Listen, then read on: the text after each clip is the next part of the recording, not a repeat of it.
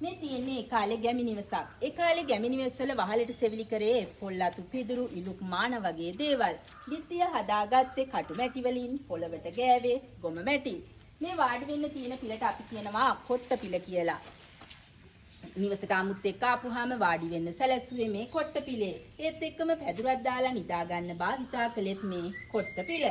මේ වටේට තියෙන පිළට අපි කියන්නේ වටපිළ කියලා. නිවසේ ආරක්ෂාවට තමයි මේ වටපිළ නිර්මාණය කළේ.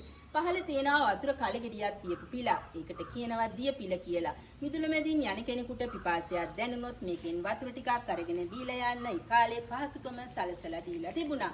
මේ නිවසේ තව තියෙනවා පැදුරු ආණක්, පැදුරු රඳවණයක්, ට්‍රංක පෙට්ටි, අල්මාරි, තෙදි දාගන්න භාවිතා කළා. පෙට්ටගමක් වටිනා කියන බඩු බාහිර ආදිය දාගන්න භාවිතා කළා. මේ නිවසේ බිත්තියේ එල්ලලා තියෙනවා කරල් පැදුරු. මේ වී කරල් එල්ලලා තියෙන්නේ සෞභාග්‍යමත් බව සංකේතවත් කරන්න. ඒ කාලේ මේ නිවෙස්වල ආයත මිල මුදල් නොතිබුණත් අටකොටු පිරීලා භව භෝග වලින් පිරීලා කියලා පෙන්වන්න. මේ තියෙන්නේ නිවසට ආලෝකය සපයගත්ත ලන්තෑරුමක්. මේ අපිට ඉදිරියෙන් තියෙන්නේ අටුවක්. අපි දන්නවා අටුවක් හදන්නේ නිවසක් ඇතුලේ වී ගබඩා කරන්න තමයි භාවිතා කරන්නේ. අපේ රටේ යලමහ කියලා කන්න දෙකකට වී වගා කරනවා. වී වෙන් වශයෙන් ගබඩා කරන්න පහසු වෙන්න කොටස් දෙකකට වෙන් කරලා තියෙනවා. මාවි, දික්වි, රද්දැල්, සුවඳැල්, මඩතවාලු, පොක්කාලි, මසුරන් කියලා කියන්නේ කාලේ තිබ්බ පැරණි වී වර්ග වලින් කීපයක්.